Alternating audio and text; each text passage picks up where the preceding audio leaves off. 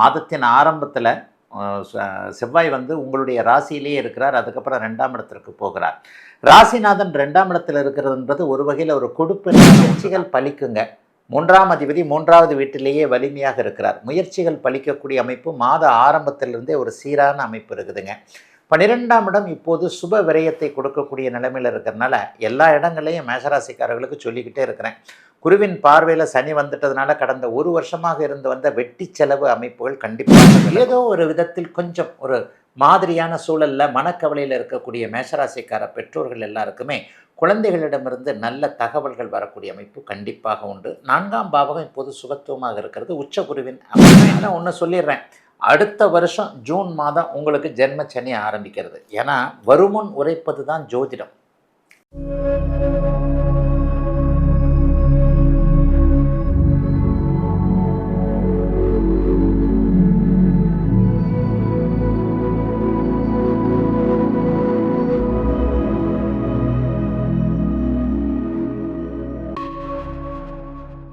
ஆன்மீக பரிகாரம் நேயர்கள் அனைவருக்கும் இனிய நல்வாழ்த்துக்கள். எல்லோரும் நன்றாக இருப்பீர்கள். இப்பொழுது 2026 ஜூலை மாதம் என்ன மாதிரியான பலன்களை 12 ராசிக்காரர்களுக்கு, மேஷம் முதல் மீன ராசிக்காரர்களுக்கு எப்படிப்பட்ட பலன்களை தரும் அப்படிங்கிறத பார்க்க போகிறோம். பொதுவாகவே மாத பலன்கள் எப்படி சொல்லப்படுகிறது அப்படின்னு சொன்னால், அந்த மாதாந்திர கிரகங்கள்னு சொல்லுவோம் இல்லையா. சூரியன் ஒரு மாதத்திற்கு ஒரு தடவை மாறுற கிரகம். புதன் வந்து ஒரு 20 நாட்களுக்கு ஒரு முறை மாறுவார். 25 நாட்களுக்கு ஒரு தோராயமாக ஒரு முறை சுக்கிரன் மாறுவார். 45 நாள் 1.5 மாதத்துக்கு தடவை செவ்வாய் மாறுவார். இந்த 4 கிரகங்களை மையப்படுத்தி சொல்லப்படக்கூடியது தான் இந்த மாத பலன்கள். வருடாந்திர பலன்கள் ஏற்கனவே ஆன்மீக பரிகார நேயர்கள் எல்லாருக்குமே தெரியும். இப்போ தான் சமீபத்தில் தான் குரு பயிற்சி நடந்தது. போன வருஷம் சனி பயிற்சி நடந்தது. இந்த குரு பயிற்சி வந்து 1 வருடத்திற்கு ஒரு முறையும், சனி பயிற்சி 2.5 வருடத்திற்கு ஒரு முறையும், ராகு கேது பயிற்சி 1.5 வருடத்திற்கு ஒரு முறையும் நடக்குது. இந்த ராகு கேது பயிற்சி டிசம்பர் மாதம் நடக்க இருக்குது. அடுத்த வருஷம் சனி பயிற்சி நடக்க இருக்கிறது. போன மாதம் வந்து குரு பயிற்சி நடந்துருச்சு. அப்போ வருடாந்திர கோள்கள் என்று சொல்லப்படக்கூடிய ராகு கேது சனி குரு ஆகிய 4 கிரகங்களும் ஒரே இடத்தில் நிலையாக இருக்கின்றன இந்த ஜூலை மாதம். அந்த கிரகங்களால் மாற்றங்கள் எதுவும் இல்லை.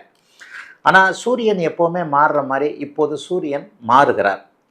செவ்வாய் வந்து ஜூலை மாதம் முதல் வாரத்தில் ஒரு இடத்திலும், அதாவது ஆட்சியாகி மேஷத்திலும், அதற்கப்புறம் அப்படியே 2வது வீட்டுக்கும் மாறக்கூடிய தன்மைகள் உண்டு.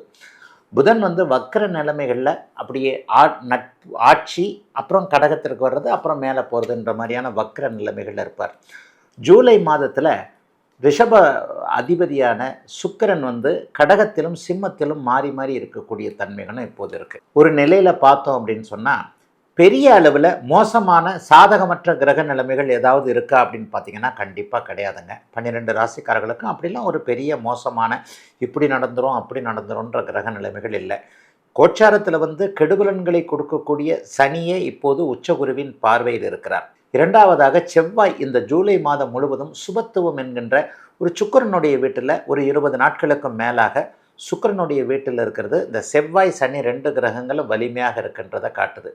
ராகு கேதுக்கள் டிசம்பர் மாதம் தான் மாறுறாங்க. ஆக பெரும்பாலும் சாதகமான ஒரு நல்ல முயற்சிகள் பலிக்கக்கூடிய அமைப்பு தான் இந்த 12 ராசிக்காரர்களுக்கும் இருக்குமே தவிர, கெடுதல்கள் வரும் அப்படிங்கிறத நிச்சயமாக சொல்ல முடியாதபடி கெடுதல்களுக்கான ஒரு கிரக அமைப்புகள் இல்லை. எப்போயாவது ராகு கேதுக்களோடு இந்த மாத கிரகங்கள் சேரும்போது தான் கெடுபலன்கள் இருக்கும். ராகு கேதுக்களோடு இந்த மாத பலன்கள், குறிப்பாக ராகுவோடு எதுவும் சேரலை. மாதத்தின் இறுதி நிலையில் சுக்கிரன் மட்டும் கேதுவோடு சேருகிறார். சுக்கிரன் கேதுவோடு சேரும்போது அவர் பலம் பெறத்தான் செய்வதை தவிர கெடுதல் பலன்கள் இருக்கார். ஆக 12 ராசிக்காரர்களுக்கும் இப்பொழுது இந்த 2026 ஜூலை மாதம் எப்படிப்பட்ட பலன்களை தரும் என்பதை இப்போது தனித்தனியாக பார்க்கலாம். முதல்ல மேஷராசிக்காரர்களுக்கு இந்த மாதம் கொஞ்சம் நல்ல மாதமாகவே இருக்கும். மாதத்தின் ஆரம்பத்தில் செவ்வாய் வந்து உங்களுடைய ராசியிலேயே இருக்கிறார். அதுக்கப்புறம் 2ஆம் இடத்திற்கு போகிறார். ராசிநாதன் 2ஆம் இடத்தில் இருக்கிறதுன்றது ஒரு வகையில் ஒரு கொடுப்பினையான ஒன்று தான். குடும்பம் அமையாதவர்களுக்கு குடும்பம் அமையக்கூடிய அமைப்பு. முதல் திருமணம் தோற்று போய் 2வது திருமணத்தை எதிர்பார்த்து காத்து கொண்டிருப்பவர்களுக்கு நல்ல 2வது திருமண அமைப்புகள் நடக்கக்கூடிய நிலைமைகள். குடும்பத்தில் இதுவரைக்கும் இருந்து வந்த கசப்புகள், கருத்து வேற்றுமைகள், கணவன் மனைவி உறவுகள், அண்ணன் தம்பி அக்காள் தங்கை, இது மாதிரியான உறவுகள் எல்லாம் கொஞ்சம் ஒரு மாதிரியாக இருந்தவங்க எல்லாருக்குமே அதை அப்படியே சீராக்கக்கூடிய அமைப்புகள் செயல்படக்கூடிய உண்மையிலே கொஞ்சம் நல்ல மாதமாகத்தாங்க இந்த மாதம் இருக்கும். முயற்சிகள் பலிக்குங்க. மூன்றாம் அதிபதி மூன்றாவது வீட்டிலேயே வலிமையாக இருக்கிறார். முயற்சிகள் பலிக்கக்கூடிய அமைப்பு மாத ஆரம்பத்திலிருந்தே ஒரு சீரான அமைப்பு இருக்குதுங்க. 12ஆம் இடம் இப்போது சுப விரயத்தை கொடுக்கக்கூடிய நிலைமையில் இருக்கிறதுனால எல்லா இடங்களையும் மேஷராசிக்காரர்களுக்கு சொல்லிக்கிட்டே இருக்கிறேன். குருவின் பார்வையில் சனி வந்துட்டதுனால கடந்த ஒரு வருஷமாக இருந்து வந்த வெட்டி செலவு அமைப்புகள் கண்டிப்பாக விலகும். இந்த வெட்டி செலவுகள் போய் வீட்டில் மங்கள நிகழ்வுகளுக்கான செலவுகள் ஆரம்பிக்கும்.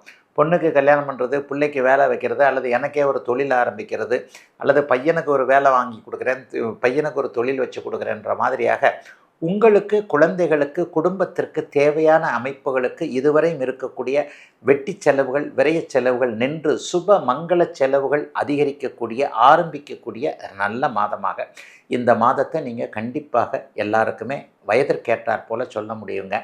மாதத்தின் இறுதியில் கடைசி அமைப்புகளில் பார்த்திங்கன்னா 5ஆம் இடத்துல சுக்கிர கேது சேர்க்கை ஏற்படுகிறது.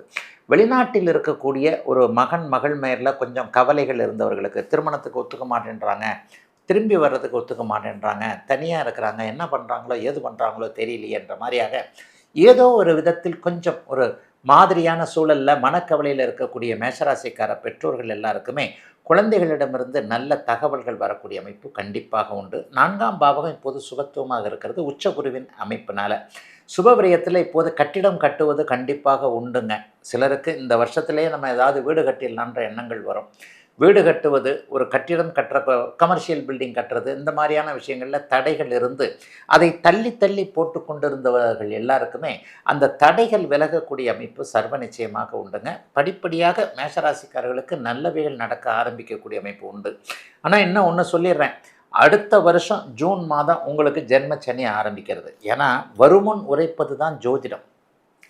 இளைய பருவத்தினர் எல்லாருக்குமே அடுத்த வருஷம் ஜென்மச்சனி ஆரம்பிக்கும் போது கொஞ்சம் வேலை, தொழில், வியாபாரம் போன்ற அமைப்புகளில் கொஞ்சம் கஷ்ட நஷ்டங்கள் வரும். அதனால் புதுசாக தொழில் ஆரம்பிக்கிறவங்க யாரும் கொஞ்சம் கவனமாக இருங்க. ஆற்றுல நம்ம மண் குதிரையை நம்பி இறங்குறதுன்னு சொல்லுவாங்கள்ல, ஆழம் தெரியாமல் காலை விடுறதுன்னு சொல்லுவாங்கள்ல, அந்த மாதிரியான சில விஷயங்கள் இந்த ஜூலை மாதம் ஆரம்பிக்கும். மச்சான் சொல்கிறாரு, மாமா சொல்கிறாரு அப்படின்னு சொல்லிட்டு தெரியாத தொழிலை எதுலேயும் இறங்குறதுக்கான டிஸ்கஸ்கள்லாம் நடக்கும். அதெல்லாம் தேவையில்லைங்க. ஜென்மச்சனி ஆரம்பிக்கும் போது தனியாக தொழில் ஆரம்பிப்பது, தனியாக வேலையை விட்டு போகுது அடுத்த வருஷம்தான். இருந்தாலும் இப்போவே சில விஷயங்களில் கொண்டு போய் கிரகங்கள் உங்களை செலுத்தக்கூடிய அமைப்புகள் உண்டு என்பதால் பண விவகாரத்தில் மட்டும் கொஞ்சம் கவனமாக இருக்கணுங்க. மற்றபடி வீடு, வாகனம் சார்ந்த விஷயங்களில் இளைய பருவத்தினருக்கு நல்ல தன்மைகள், நல்ல அமைப்புகள் கண்டிப்பாக உண்டு. பெற்றோர்களுக்கு ஒரு சந்தோஷமான சூழ்நிலைகள் இருக்கும். கடன் தீரக்கூடிய அளவிற்கு 10ஆம் இடத்தை குரு பகவான் பார்க்கக்கூடிய நிலைமையின் காரணமாக பணவரவு சரளமாக இருக்கக்கூடிய தன்மைகள் மேஷராசிக்காரர்களுக்கு இருக்கிறது. தொழில் நல்லா இருக்கும், வேலை நல்லா இருக்கும், வியாபாரம் நல்லா இருக்கும். இதுவரைக்கும் இருந்து வந்த மன அழுத்தம் விலகக்கூடிய அமைப்புகள் உள்ள அருமையான நல்ல மாற்றமுள்ள மாதமாக அமைஞ்சிருக்குங்க. மேஷராசிக்காரர்கள் எல்லோருக்கும் வயதிற்கு ஏற்றாற் போல இந்த ஜூலை மாதம்